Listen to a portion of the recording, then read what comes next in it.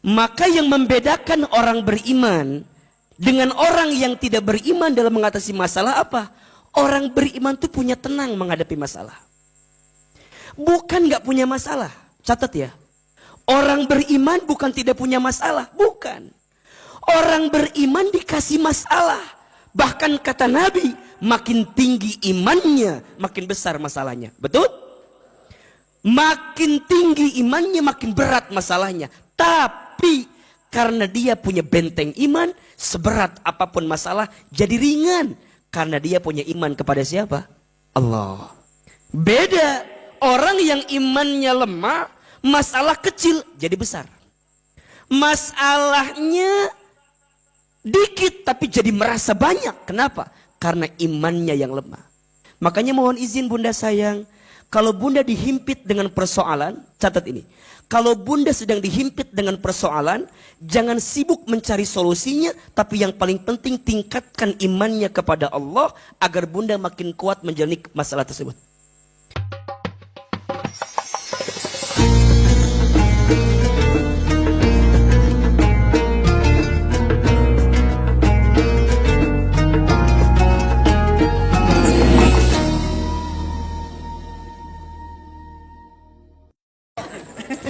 Baik, alhamdulillah senang sekali hari ini bisa ketemu lagi dengan jamaah di Majelis Ta'lim As-Sakinah. Mudah-mudahan kebersamaan kita pagi ini diridhoi oleh Allah Subhanahu wa taala. Mudah-mudahan yang hadir semuanya Allah panjangkan umurnya, Allah sehatkan badannya, Allah berkahi hidupnya, Allah tambahkan rezekinya. Ada yang punya hutang? Yang mana orangnya? Yang punya hutang kita doakan mudah-mudahan cepat lunas hutangnya. Ada yang belum berangkat haji ada? Belum umroh ada? Daftarnya mudah-mudahan bisa berangkat haji, umroh insya Allah. Alhamdulillah.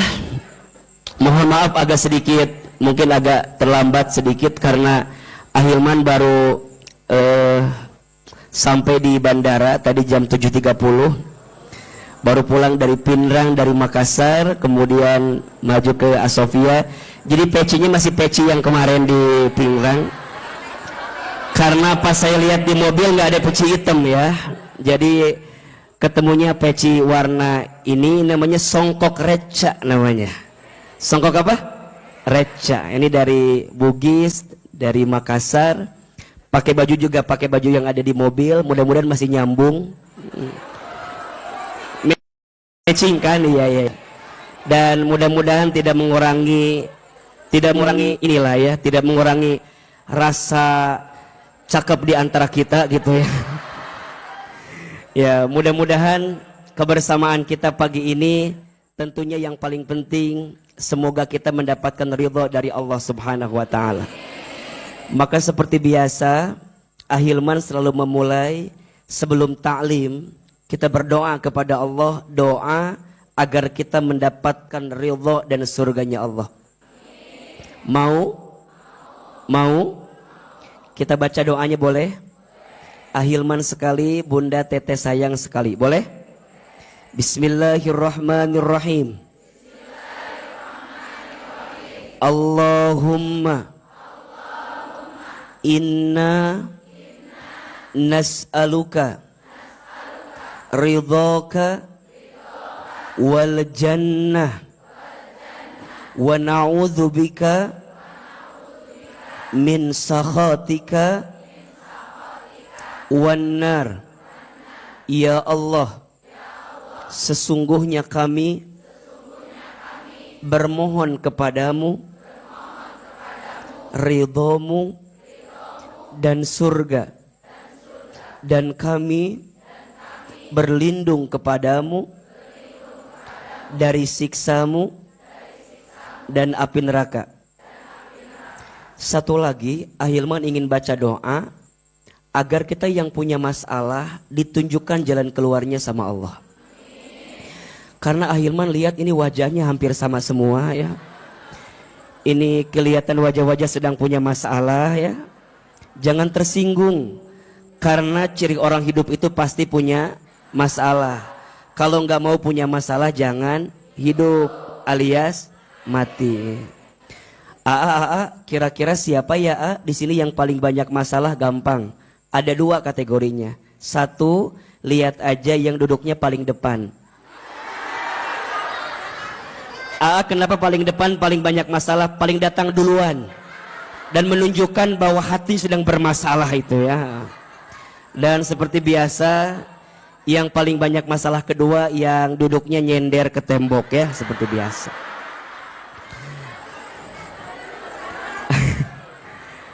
Kenapa yang nyender paling banyak masalah? Iya, karena di rumahnya tidak punya sandaran. Jadi pas ngaji itu yang dicari apa? Sandaran. Tapi nggak apa-apa ya, nggak apa-apa ya, Bunda, Teteh sayang, catat kalimat ini baik-baik, catat baik-baik. Status hari Selasa kalau begitu ya.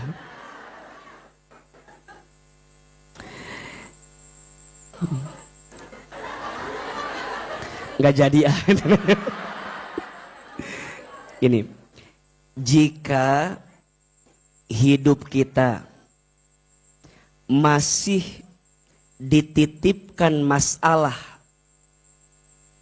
maka kita sedang dicintai dan dirindukan oleh Allah Subhanahu wa Ta'ala.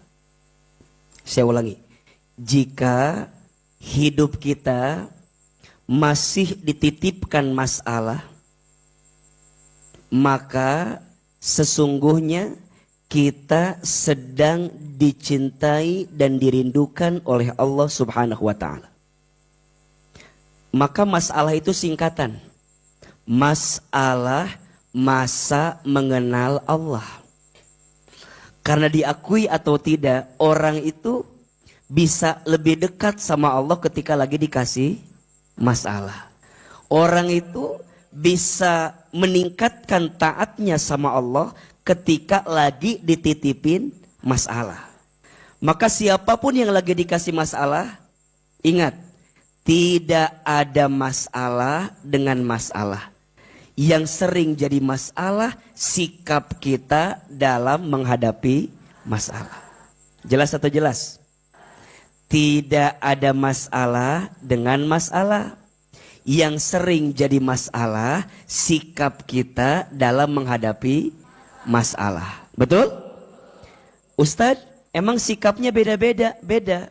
Karena pernah sampaikan kalau nggak salah, ada 5 sikap seseorang dalam menyikapi masalah. Ada berapa? 5. 5 sikap seseorang dalam menyikapi masalah. Yang pertama, orang bodoh sibuknya mengeluhkan masalah. Yang kedua, orang kecil sibuknya membesarkan masalah. Yang ketiga, orang biasa sibuknya membicarakan masalah. Yang keempat, orang besar sibuknya mengatasi masalah. Ada yang kelima, orang beriman sibuknya naik derajat dengan masalah. Ada berapa? Bisa diulangi? Liar kan? Hari tadi nanaon kikiaan wae atuh Sugante. Nyambung. Ada berapa sikapnya? 5. Yang pertama orang apa? Orang bodoh, sibuknya mengeluhkan masalah. Kenapa orang yang ngeluh dengan masalah disebut orang bodoh? Dia teh lupa. Justru Allah itu sedang mencintainya, merindukannya. Maka Allah titipkan masalah. Berarti kalau kita ngeluh dengan masalah kan orang bodoh. Masa orang gak mau dicintai sama Allah? Betul? Masa orang gak mau dirindukan sama Allah? Bukankah itu puncak yang ingin kita dapatkan? Dicintai oleh Allah. Betul? Semua manusia mencintai kita, senang sama kita. Tapi kalau Allah gak senang sama kita, buat apa? Setuju? Semua orang benci sama kita, gak ada masalah. Asalkan Allah cinta sama kita. Betul? Bunda, semua orang cinta sama kita, belum tentu kita masuk surga. Dan masuk surganya kita bukan karena orang senang atau tidak sama kita. Orang benci sama kita belum tentu kita masuk neraka. Dan neraka gak ditentukan oleh bencinya orang ke kita. Surga neraka mah ditentukan sama siapa? Allah. Jadi yang paling penting itu cintanya siapa? Allah. Dan kata Ahilman, ciri dan tanda Allah mencintai seorang hamba apa? Dikasih masalah. Makanya orang bodoh kalau dia ngeluh dengan masalah. Padahal dia sedang dicintai oleh siapa? Allah. Ustad, tapi kan manusiawi atau abi teh ngeluh, abi teh gelisah. Manusiawi atau abi teh keheul kan manusiawi, abi teh kitu teh manusiawi. Ge apa? Ngeluh itu boleh, yang tidak boleh berlebihan dalam kegelisahan, betul nggak? Bunda kalau udah ngeluh sekali, biasanya kesannya ngeluh lagi atau tidak? Ngeluh. Makanya ngeluh yang kecil itu akan menjadi awal ngeluh yang besar. Maka rumusnya, barang siapa yang tidak pandai bersyukur dengan yang kecil, maka dia tidak akan pandai bersyukur dengan yang besar. Barang siapa yang tidak bersyukur dengan yang sedikit, maka dia tidak akan mungkin pandai bersyukur dengan yang banyak. Dan ingat, Allah tidak akan memberikan hal yang banyak untukmu sebelum engkau menerima sesuatu yang kecil dalam hidupmu. Makanya izin. Orang itu diujinya dengan ujian yang luar biasa kan. Makin tinggi imannya, ujiannya makin kecil makin besar. Makin bunda beriman, ujiannya makin dikit makin banyak. Kade, ulah nyangka mah enak, ustad gak ada masalah, cek saha. Sok, Ahilman mau tanya, punya masalah nggak? Sok tahu ibu-ibu mah tah. Dan itu masalah kita, suka sibuk dengan urusan orang lain ya nggak? Nanya aja sorangan cina ieu teh. Enggak, sok. Bunda kan suka merasa bahwa ternyata yang punya masalah itu bukan kita aja gitu kan. Yang lain juga ada, ngerasa tenang kita teh. Uce, naon ternyata lain orang ngukul loba masalah teh. Da maneh ge loba masalah dengan ngerasa tenang. Padahal izin, masing-masing orang masalahnya sama atau beda? Kenapa masing-masing orang beda masalahnya? Kemampuannya beda-beda. Kelasnya beda-beda, betul? La yukallifullahu nafsan illa wus'aha, betul? Allah tidak akan memberikanmu beban melebihi batas kemampuan. Jadi ulang ngeluh, apalagi ngeluhnya membandingkan sama orang. Nanya meni asa ngeunaheun hidup siga Ceuida mah kumaha gitu nya Ceuida meni asa enakeun hirup teh cek saha. Belum tentu yang kelihatan baik-baik saja dia teh baik-baik saja, betul? Dan ingat ya bunda, jangan tertipu dengan sosial media. Da sosmed mah tempat pamer, tempat pamor. Ulangi. Sosmed mah tempat pamer, tempat pamor. Jadi yang di sosmed teh pasti anu dipamerkeun, jeung anu dipamorkeun. Betul nggak? Lamun bunda riweuh ku sosmedna batur, lieur ka urangna. Ada teman kita bikin statusnya di Bandara Soekarno-Hatta. Dalam hati teh, saya mah jalan-jalan wae nya. Dia mah jalan-jalan terus ya. Aku mah gak pernah jalan-jalan. Itu mah statusnya doang. Si eta mah karena korsi nonton azab di Indosiar. Status nate di Bandara Soekarno-Hatta. Statusna doa depan Ka'bah. Wallpaper eta mah. Ulah sok ngarasa usad aku iraha. Soknya punten, ada nggak di antara kita yang suka stres sama status orang lain? Bohong. Aya nu kitu teh. Bukan yang di sini, yang di sana. Ibu-ibu yang di sini mah insya Allah enggak ya. Enggak apa? Enggak jauh beda gitu. Sok jujur atau jawab teh. Ada enggak yang stres gara-gara status orang lain? Jujur atuh. Ada atau tidak? Sok. Teman kita beli tas baru. Punten. Tas teman kita baru diposting. Ada dua perasaan hatinya. Yang pertama ada orang yang alhamdulillah.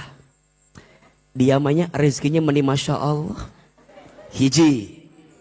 Nu kadua sikapnya beda lagi. Duit di mana? Uang dari mana? Nggak asa nggak mungkin atuh. Asa beli wae tas.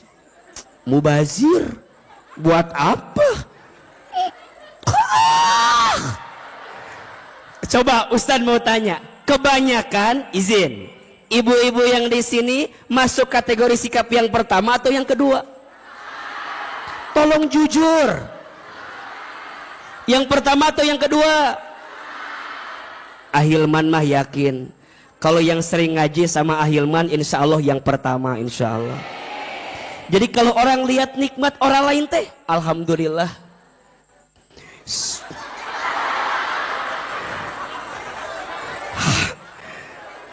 Alhamdulillah ngana hate teh nah eta bet bisa. Urang teh. Ulah ayeuna mah kalau orang dapat nikmat teh, alhamdulillah. Mudah-mudahan katularan, betul? Sok atuh udah enggak sedikit bunda mah. Tetangga dapat nikmat teh mending enggak kuat kalau enggak ngegosip teh. Pengen we diomongkeun teh. Ece. Itu loh si siapa? Ibu Agus. Istrinya Agus nama suaminya Agus. Ibu Agus, naon Ibu Agus? Eta anakna keterima kedokteran UI. Wah. Bener. Moal mungkin. Nah moal mungkin. Letep percaya teh ya. Nah moal mungkin. Atuh pikirkeun. Si Pak Agus belat bodoh. Ibuna teu sakolah. Moal mungkin masuk ke kedokteran UI. Tah eta mah hati teh kotor. Tapi lamun kieu jawabanana, ece eta anaknya Bu Agus masuk ke dokter UI. Hah. Meni pinter gitunya. Masya Allah. Nyogok gitu kumaha tuh. Mual gitu. Pasti kieu ngajawabna. Atuh Ustad, ece da si Ce Agus mah atuh, Ce Agus kan istrina Agus. Da si Ibu Agus mah atuh wajar. Pak Agusna soleh.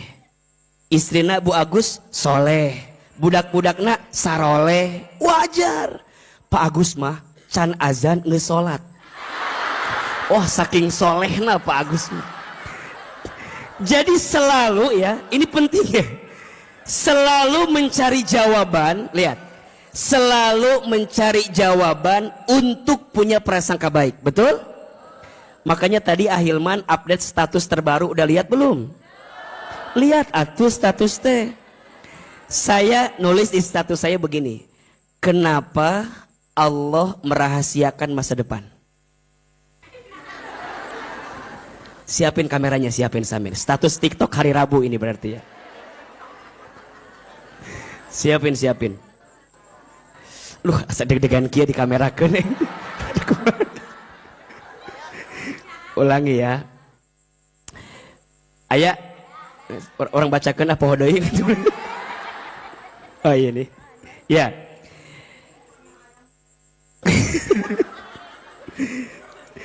Kenapa Allah merahasiakan masa depan? Jawabannya karena Allah menginginkan kita punya prasangka yang baik, berusaha yang baik, dan berdoa yang baik-baik. Oleh karena itu, belajarlah untuk selalu berprasangka baik kepada Allah. Karena Allah selalu tahu mana yang terbaik untuk hambanya. Status hari Rabu itu ya besok berarti. Jadi kalau bunda nanya, nah hanya masa depan itu dirahasiakan ku Allah sengaja.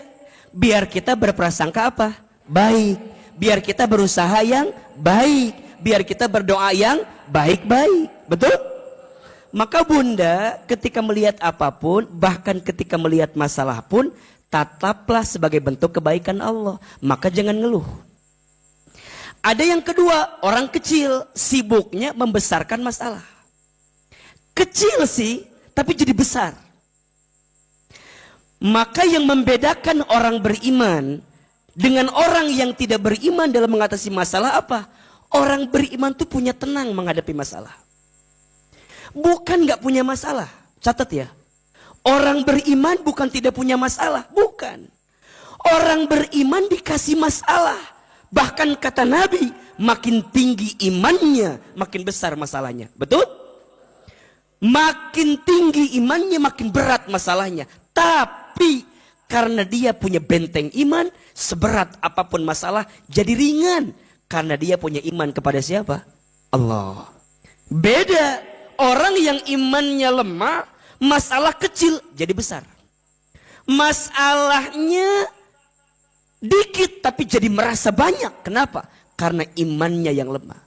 Makanya mohon izin bunda sayang, kalau bunda dihimpit dengan persoalan, catat ini. Kalau bunda sedang dihimpit dengan persoalan, jangan sibuk mencari solusinya, tapi yang paling penting tingkatkan imannya kepada Allah agar bunda makin kuat menjalani masalah tersebut. Kan kita masuk riwahnya, ayah masalah teh, ngomongkan kadiu, ngomongkan kaditu, naon. Memang yang diomongin sama kita orang langsung paham, moal. Yang suka sama kita paling sabarnya. Sabarnya, kayak moal ayah, sabarnya. Yang gak suka sama kita,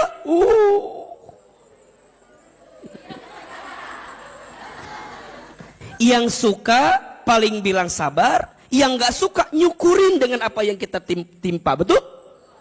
Wah, kamu mahnya wajar loba masalah, loba dosa, maneh mah jadi gitu. Eta bunda dikitukan kan makin jatuh merenan, betul gak? Kecuali yang bicara mungkin di atas bunda. Kalau yang seimbang mah kadang-kadang suka genggerekeun ka urang. Ece aku teh mau cerita naon? Meni asa riweuh ieu masalah abi teh. Da maneh mah loba dosa ece eta teh wajar ece. Dikitukeun bunda kan jadi tambah liur nya. Dosa naonnya orang teh asa loba gitu. Ieu masalah belum selesai ditambah dengan dosa kita kan jadi ngerasa kita tuh jadi parah banget gitu. Makanya gini bunda, ini etikanya ya, ini etikanya. Kan bunda tahu, kalau orang dikasih ujian tuh kan dua tujuannya. Satu, Allah sedang menghapuskan dosanya. Dua, Allah sedang meningkatkan derajatnya. Tapi ini berlaku begini kalimatnya.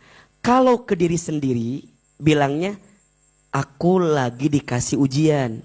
Allah sedang ingatkan saya karena saya banyak dosa. Tapi kalau ke orang lain, kalimatnya jangan begitu. Kamu lagi diangkat derajatnya sama Allah. Jangan kebalik. Ari ke diri sendiri, lagi diangkat derajat saya ini. Masalah. Lagi banyak masalah, abi teh lagi diangkat derajatnya. Ari ke orang lain, loba dosa maneh mah istighfar. Jangan kebalik. Kalau ke orang lagi diangkat derajatnya, kalau ke diri sendiri lagi diingetin karena dosanya. Betul? Maka nanti yang ketiga, ada orang biasa sibuknya membicarakan masalah. Ada yang keempat, orang besar sibuknya mengatasi masalah. Ada yang kelima, orang beriman naik derajat dengan masalah. Nah Ustadz, apa ya yang bisa menjadikan kita lebih tenang dari masalah kita? Salah satu caranya Allah memerintahkan satu ibadah, yang ibadah ini ya, Allah memerintahkan kita ibadah, yang ibadah ini adalah inti sari dari ibadah. Namanya doa. Namanya apa? Jadi doa itu mukhul ibadah. Ad-du'a'u mukhul ibadah. Ad-du'a'u mukhul ibadah. Apa artinya Ustadz? Doa itu intisari ibadah. Semua ibadah pasti isinya apa? Doa. Betul apa betul? Semua ibadah ternyata isinya apa? Doa. Sholat isinya apa? Doa. Baca Quran sebelumnya kita baca apa? Doa. Dalam puasa pasti ada doa. Betul? Dalam infak sodakoh pun ada doa. Dalam haji dan umroh pun ada doa. Maka doa itu adalah intisari ibadah. Berarti orang yang jarang berdoa, dalam tanda kutip, berarti dia jarang apa? Ibadah. Orang yang tidak melibatkan doa dalam hidupnya, berarti dia orang yang miskin ibadahnya, kurang ibadahnya. Maka seberapa penting doa itu? Jawabannya penting banget. Jawabannya lebih keras. Seberapa penting doa itu? Kenapa penting banget? Catat. Ada 4 alasan kenapa doa itu sangat penting. Yang pertama, doa itu ibadah yang paling mudah. Betul apa betul? Doa itu tak terikat waktu, tak terikat tempat, tak terikat keadaan. Dimanapun bisa doa. Maka orang yang berdoa berarti dia telah menunaikan ibadah. Dan doa adalah ibadah yang paling mudah. Yang kedua, doa itu adalah cara kita berkomunikasi dengan Allah. Bunda kalau mau komunikasi dengan Allah, bagaimana caranya? Doa. Maka orang yang sering doa adalah orang yang senantiasa berkomunikasi sama siapa? Allah. Dan ingat, komunikasi itu penting atau tidak? Bunda di rumah tangga, kalau nggak ada komunikasi, pasti ada masalah. Setuju? Apalagi rumah tangga. Karena ternyata rumah tangga itu 70%-nya ngobrol. 70%-nya komunikasi. Jadi kalau bunda di rumah tangga sudah nggak ketemu komunikasi sama pasangan, biasanya masalah semakin banyak. Artinya apa? Kalau sekarang bunda punya masalah di rumah tangga dan pasangan bunda masih mau diajak ngobrol, betul apa betul? Ayah kan? Ayah tuh suaminya, ayah kan? Ayah. Oh nggak ada. Nggak ada mah nggak usah tuh yang nyari yang itu. Jadi kalau sekarang bunda ya ada persoalan apapun, ingat, selama masih mau diajak ngobrol berarti masih menginginkan kebaikan. Betul apa betul? Sama, apapun itu. Bunda punya circle pertemanan, punya circle persahabatan. Selama mau ketemu, selama masih mau ngobrol, berarti masih ada kebaikan. Setuju? Bunda punya usaha, punya bisnis. Selama usaha bisnis itu, misal ada persoalan, tapi bunda masih mau diajak ngobrol dengan persoalan itu, maka insya Allah masih ada kebaikan. Betul apa betul? Maka, kalau bunda masih mau berkomunikasi sama Allah, maka doa adalah jawabannya. Alasan yang ketiga, doa itu bisa merubah takdir. Tidak ada sesuatu yang lebih cepat daripada takdir yang Allah tentukan, kecuali di dalamnya ada doa yang kamu dahulukan. Maka ada yang bertanya, Ustadz, apakah takdir bisa dirubah dengan doa? Bisa. Tapi lihat, takdir mana dulu? Karena takdir ada 2. Satu ada takdir mubram, 2 ada takdir mu'allaq. Takdir mubram, takdir yang ditentukan yang tidak melibatkan usaha manusia. Itu mubrom. Contoh, bunda orang tuanya siapa nggak bisa milih. Tuh bisa milih. Etama sudah takdir mubrom. Ditentukan sama siapa?